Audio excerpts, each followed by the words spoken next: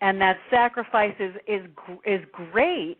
However, you have to really self-love first. And in saying that, we're going to bring on a good friend of yours on the show who is quite, inspirational to the title of your book, Fried.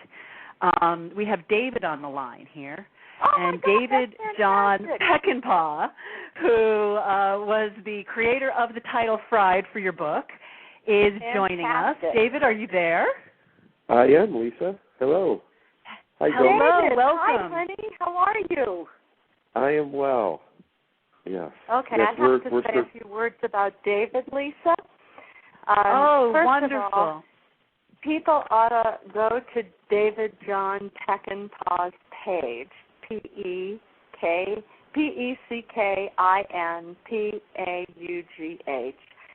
because he's a very, very popular blogger. He says things like they are. He's witty. He's wise. He's absolutely the best. And what happened, he was always saying wonderful things when we were having the conversations about burnout. But then I said, hey, we need a title. And people came up with all kinds of titles. And David came up with the title Fried because he said this really is a word for our times. And that's what I thought. So he is the title master, and I'm so happy to talk to you today, David. This is cool. It's great to touch base again, Joan. It's great to hear your voice. Yeah, well, tell us, David, how did Joan's book Fried affect you? Was it something you resonated with? Was it something that you've experienced in your life? How did you resonate with that? Yeah, very much so. I learned a lot. I always do from Joan. I've been learning a lot from Joan for 20, 25 years. I mean, she's amazing, and that's what I love about Joan's work is that she always incorporates science and the latest research on mind-body medicine and understanding of how things like stress and then burnout now affects us. And one of the things that was really profound for me is that, if you're successful, and you're probably more susceptible to burnout, because it's about the things that we want to do, that we care about, and we throw ourselves so deeply into them, and we're so passionate about investing ourselves. But the irony is that, like you both mentioned, is with women and motherhood, for instance, we can lose ourselves in that. Right. Because we've thrown ourselves so passionately and so enthusiastically, and we're so idealistic, and we think if we do it, and we do it more, and we do it harder, and we do it faster, and we do it better, and then excellent we're like, point, how David. did I get here? Hey, David, I've got a question for you about that, because you've got that beautiful little boy, Uriah. Was he born yet when you wrote the what's the title of the Shakespeare book for drama? Buddha and Shakespeare. Buddha and Shakespeare, yes. David wrote a book, Buddha and Shakespeare, and it's a wonderful story that we're going to get into at another date. So go ahead, David. Share. Were you burned out trying to balance things? What was going on for you? How was writing that book for you? Yeah, he wasn't yet born. But like any creative pursuit, you have those moments where you kind of feel it's hard because you have to push through certain edges in life. We have our own limitations and our own boundaries that are often inherited or mental or even emotional discomfort. We don't want to go into our own grief or torment from the past, but we also have to go in and feel that so we can reclaim ourselves, so we can reclaim our own emotions. But at the same time, we can't just keep pushing blindly. So it takes a lot of sensitivity about our own energy and our own emotions in our body and where we're at to know when we need to push through something, a wall or a limitation, and when we need to hold back because we're going to risk, becoming cynical or depersonalized or not caring. So I wonder what Joan feels about that kind of difference or distinction between pushing through and, holding back. Yeah. Great point. Yeah, that's yes. a really good question, David, because, for sure, there are times for all of us when, the body is sending messages like, I'm tired, I don't want to do this, it's really hard. And you know that you absolutely have to push through, that something, something extraordinary is going to come from pushing through, and you also know that it's a temporary situation, that it's not the story of your life, it's the story of this moment. And I always try to, look at that and say, okay, I did it this week, like, all right, my whole body is saying, please, we need time off. But I've organized myself to take that time off, and so it's actually been okay. It's been a good week.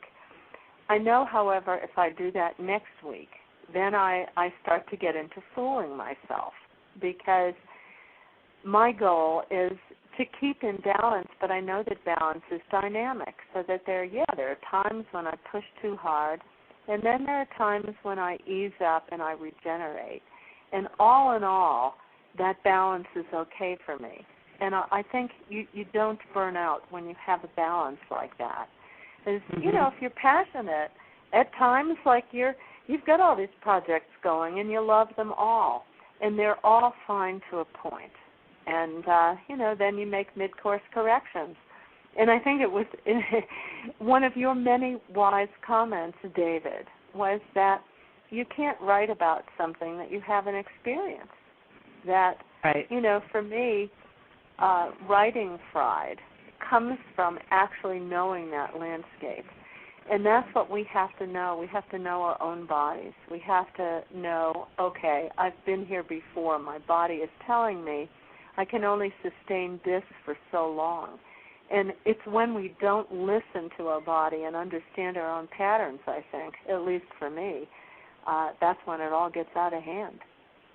Sure, it's about awareness, yeah. And that takes a different form with different people, too, because some people, are very tuned into their body, and they know when the subtleties come in that they're being thrown off. And other times, people can really be in denial in regard to their bodies and don't really listen to it. Are there some pointers we can have, or that there's an awareness in regard to, tapping into that part of ourselves a little bit more, like when the body starts to shut down before the body actually starts to shut down? I mean, it's more in the thought processing, wouldn't you say? Well, it's like where it begins. First of all, I think sometimes stuff goes on an unconscious level, and we so much of what goes on for us is unconscious that we really can't identify it. And the first place we notice it really is in our body. But I do also think that men and women pay attention to bodily cues perhaps in a different way. So I'd really like to hear from you, David. Kind of your response to Lisa's question. How do you notice burnout creeping up? What goes on? Do you notice it in your thoughts? Do you notice it in your body? How do you notice it? All of those, because it's all a continuum, right? It's all connected, and if my body's feeling down, then my emotions are going to tend to be in a lower state too. And then I'll have thoughts that feed those lower energy emotions, which makes my body feel worse, and then it's just a vicious cycle. So it is about awareness, isn't it? About being in tune with where we're at with our own body and being a friend to our own incarnation, our own embodiment, and having a dialogue with ourselves so that we listen. Listen, it's so hard to listen because we don't really. I hate to blame culture here, but we live in a culture where we really don't cultivate the ability to listen to ourselves. We're always taking direction from it. When we're kids, we're following somebody else's direction, some guidance. We get a job, we go to school, we're following. So we're constantly listening to other people but ourselves. So it's really about Good point. becoming it's like the whole, okay, I'm giving my power away because I'm so used to doing it, and it's the empowerment really is the wisdom within, and it's it does come out. I mean, sometimes when I'm to my point and I've gotten to a point where I can see, okay, I'm slacking. There's things that I'm missing here. So I immediately have to take some time off. And it's amazing to me how different I'll be after 3 days of not dealing with clients on the phone or in person versus just my kids for 3 days. Because it does, or God bless me, 3 days without kids. That's even a real treat. So there's, and I love my kids, but I do love that time where I don't have them. So I do feel stress differently, but I see it coming in my thoughts first, and then I see it manifest in my physical form. Now, Joan, let's talk a little bit about how we can move through this or progress through this as we are taking charge and pampering ourselves and recognizing our burnout, and we're self-nurturing and taking time off. How can we stop ourselves from this happening again, in addition to tuning into ourselves? Okay, before I get into that, I notice on my phone here that you're breaking up a little bit. And I'm wondering if you can hear me all right. I hear you great now, but before you were breaking up. So am I any clearer right now? Yeah, there's something wrong with my phone line, Lisa, which is why I couldn't dial in earlier.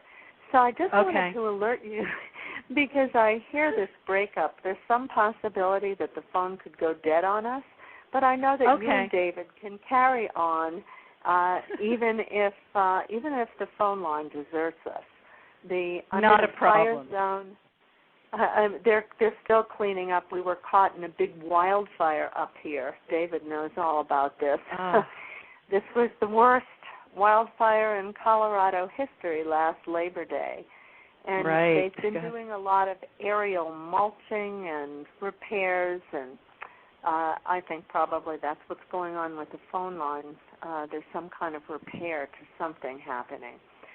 So now, did that affect your stress and burnout level when that happened? Because, dear God, if anything's going to affect burnout. Sometimes, first of all, you just have to laugh. It's like the universe has a sense of humor.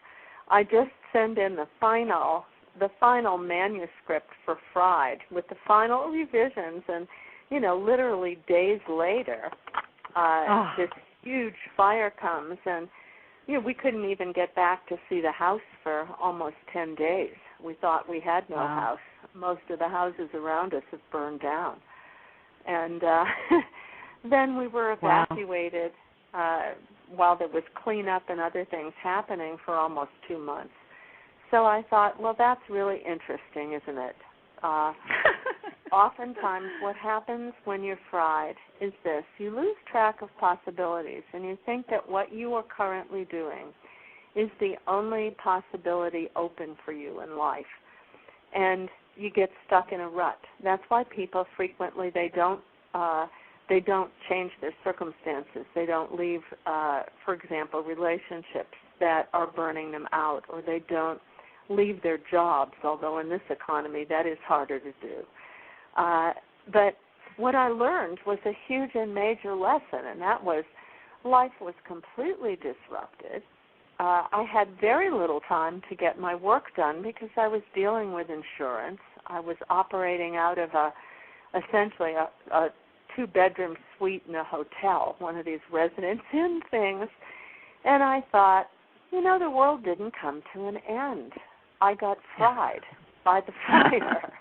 And I learned more about being fried, that I learned I'm so over-responsible. I do things to such a level that actually they don't need to be done to that level. And if I do things in a different way and approach them in a different way with much less perfectionism, I avoid I avoid at least the kind of fried that the book is about. Wonderful. But I would go Wonderful. back now. In terms of recovering from fried and not being fried, I agree with you, David.